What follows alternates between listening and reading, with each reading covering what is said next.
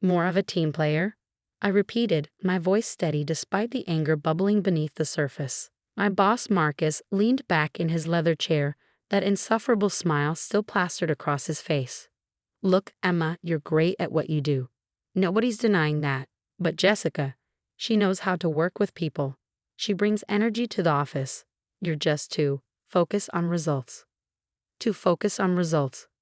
The words echoed in my head as I sat there, gripping the armrests of my chair. 5 years I'd given to this company. 5 years of early mornings, late nights, and sacrificed weekends. I'd single-handedly landed our biggest clients, streamlined our operations, and increased our department's efficiency by 40%. And now I was being passed over for a promotion because I was too focused on results. My name is Emma Chen, and at 32, I learned the hard way that corporate success isn't always about merit. Sometimes it's about playing the game, about knowing whose ego to stroke and whose coffee to fetch. Jessica was certainly good at that. She'd been with the company for barely 2 years, but she'd already mastered the art of taking credit for other people's work while doing virtually none of her own. I watched as Marcus shuffled some papers on his desk, probably expecting me to break down or protest. But I didn't. Instead, I reached into my bag and pulled out a crisp white envelope.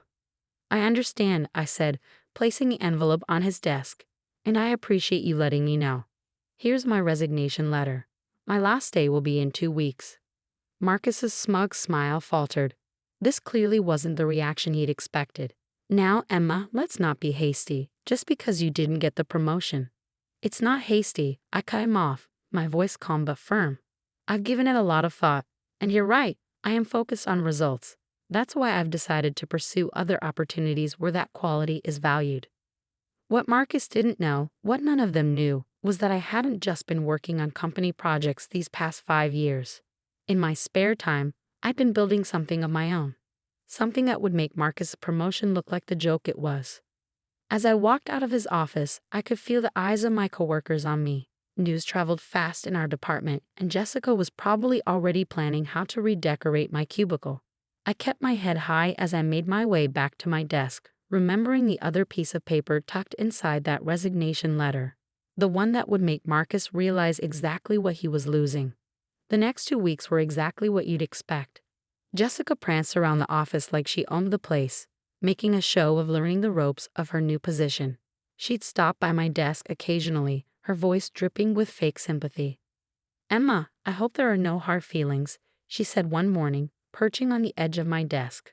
I know you worked really hard for this promotion. I looked up from my computer, where I was methodically downloading copies of all my work files. Not to steal them, I had too much integrity for that, but to ensure I had documentation of everything I contributed to the company. No hard feelings at all, Jessica. I'm sure you'll do great. She smiled, probably thinking I was admitting defeat. She had no idea. The truth was, for the past 3 years, I'd been secretly developing a revolutionary project management system. It had started as a way to keep track of my own work, but it had evolved into something much more powerful. I tested it, refined it, and used it to achieve those results that Marcus found so troublesome. And now, with my resignation letter, I'd included a detailed report showing exactly how much money and time my system had saved the company. The kicker? I'd also included a notice that I'd filed for a patent on the system 6 months ago. It had been approved last week, but that wasn't even the best part. A week into my notice period, I received an email from Robert Chen, no relation, the CEO of our biggest competitor. He'd heard through the grapevine that I was leaving and wanted to meet for coffee. I'd smiled when I saw his name in my inbox. Everything was falling into place exactly as I planned. The meeting with Robert was everything I'd hoped for. He'd been following my work for months, impressed by how I transformed our client relationships and streamlined our processes. He didn't just offer me a job. He offered me a partnership role complete with creative control over my system's implementation across their entire organization. We've been looking for someone like you, Emma, he said, sliding a contract across the table. Someone who understands that results matter. The salary is triple what you're making now, plus equity in the company. I took the contract, my hands steady despite my racing heart. This was what recognition felt like. This was what it felt like to be valued. The day I handed in my security badge, Marcus called me into his office one last time. The smug smile was gone, replaced by something that looked almost like panic. Emma, we need to talk about this report you included with your resignation letter, he said, holding up the papers with shaking hands. Why did you tell us about this system before? I sat down, smoothing my skirt as I did. I tried, Marcus. 3 times in the past year, I requested meetings to discuss implementing new efficiency measures. You said we needed to focus on team dynamics instead. His face paled as he flipped through the pages. But this is revolutionary. The potential savings alone. And you've already patented it. I nodded, enjoying the way his voice cracked. I have, and I've accepted a position with Chen Industries. They're very excited about implementing the system company-wide. Marcus slumped in his chair, the full weight of his mistake finally hitting him. Chen Industries, our biggest competitor. Emma, you can't. What about loyalty to the company? Loyalty? I couldn't help but laugh. Like the loyalty you showed me when you promoted Jessica. Like the loyalty you showed when you dismissed every suggestion I made because I wasn't enough of a team player. I stood up, straightening my jacket. You know what the funny thing is, Marcus?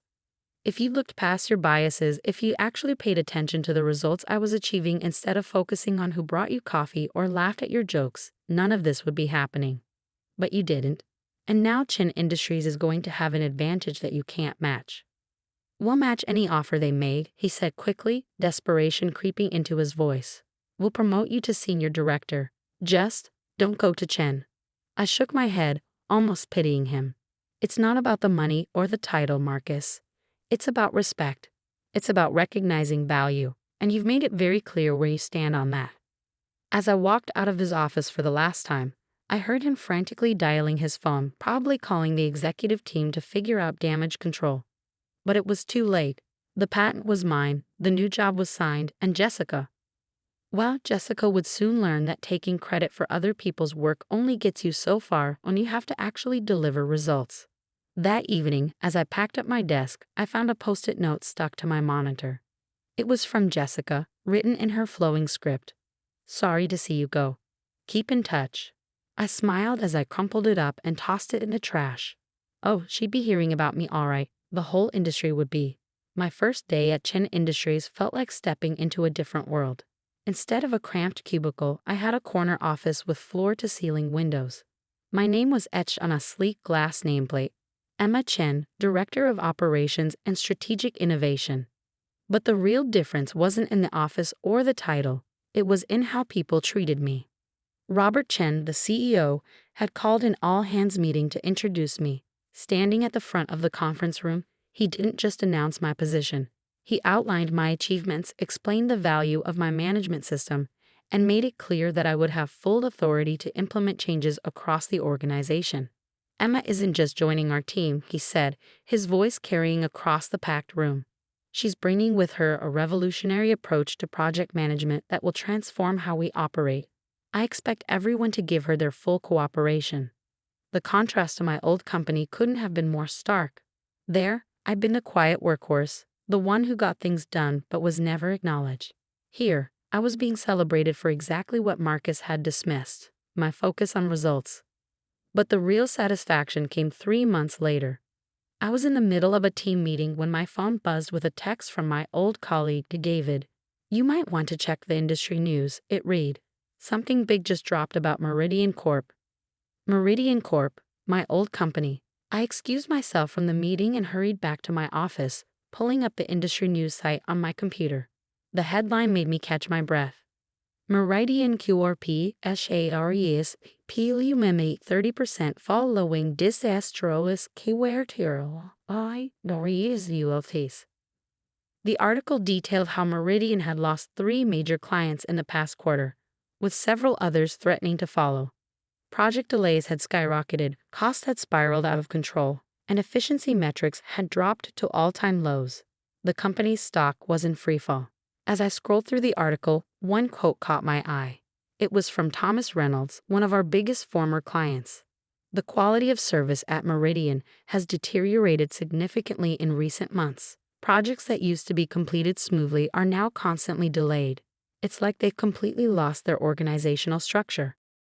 I couldn't help but smile. Those smooth-running projects. They'd all been managed through my system. The organizational structure they'd lost. That was the framework I built over 5 years, the one Marcus had never bothered to understand. My phone buzzed again.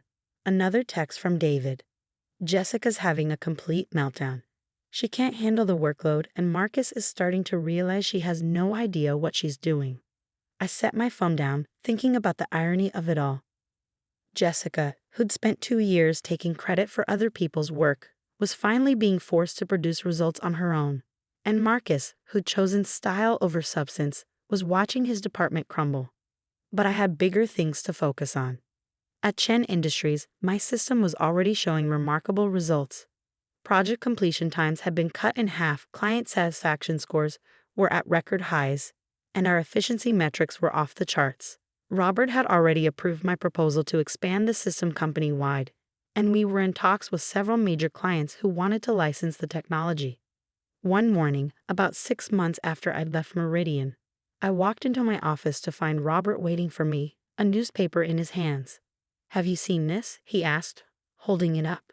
The headline read, Meridian Corp CEO STPS Gallon Aimed Continuing Crisis. I nodded, taking a paper from him. I saw the announcement. Word is they're completely restructuring the company, Robert said, watching my reaction carefully. The board finally realized how badly they'd mismanaged their talent. Apparently, they tried to recreate your system, but without the underlying architecture. It wouldn't work, I finished for him. The system isn't just about the software or the processes. It's about understanding how all the pieces fit together. Robert smiled, the kind of smile that said he knew exactly what he had in me. Which is why we're announcing your promotion to Executive Vice President next week. The board voted unanimously. They've seen what you've done here in just 6 months, and they want more. I felt a warmth spread through my chest. This was what recognition felt like. This was what it meant to be valued for your actual contributions, not just your ability to play office politics. Later that day, I received an unexpected email. It was from Marcus. Emma, I hope this finds you well. I'm sure you've heard about the changes at Meridian. I wanted to reach out and acknowledge that I made a massive mistake in not recognizing your value to the company. The system you built was the backbone of our success, and we didn't realize it until it was gone. I'm no longer with Meridian. The board asked for my resignation last week. Before I left, I made sure they knew that this could have been avoided if we listened to you. Jessica resigned a month ago. Turns out managing actual projects is a lot harder than taking credit for other people's work. I know it's too late to fix things, but I wanted you to know that you were right. Results do matter. I just wish I'd seen that sooner. Best regards, Marcus. I read the email twice, letting the words sink in. There was a time when this kind of acknowledgement would have meant everything to me. Now, sitting in my executive office at Chen Industries, preparing for another board meeting where my ideas would be heard and valued, it felt like a footnote in a story that had already moved on. I clicked reply and typed a simple response. Marcus, thank you for your email. You're right, results do matter. I hope you find success in your future endeavors. Best, Emma. As I hit send, I glanced at the framed patent certificate hanging on my wall, the one for my management system. Below it was a fresh plaque commemorating our record-breaking quarter, and beside that, a news article featuring me as one of the industry's rising stars. I thought about how far I'd come from that day in Marcus's office, when he told me I was too focused on results. That criticism had turned out to be the greatest compliment he could have given me. Because here, in my new role with my new team, those results were changing the industry. The next morning, I called a team meeting. As I looked around the conference room at the eager faces, people who respected me, who valued my input, who were excited to learn from me, I felt a deep sense of satisfaction. Today, I began. We're going to talk about our next big project. But first, I want to share a story about the importance of recognizing value, not just in systems or processes, but in people. And as I spoke, I could see understanding dawn in their eyes. They got it. They understood that success isn't just about playing the game or being a team player. It's about creating real value and having the courage to stand by your convictions. Sometimes I realized the best revenge isn't about getting even. It's about moving forward, about building something better than what you left behind. Marcus, Jessica, and Meridian Corp had taught me that valuable lesson, even if they hadn't meant to. As I drove home that evening, I passed by the Meridian Corp building. The logo that once seemed so imposing now looked tired and dated. A for lease sign hung in one of the windows. They were downsizing, another casualty of their poor management decisions. But I didn't feel any triumph at their downfall. Instead, I felt grateful. Grateful that they had underestimated me, grateful that they had pushed me away, grateful that they had forced me to prove my worth not just to them, but to myself. Because sometimes the biggest opportunities come disguised as rejection.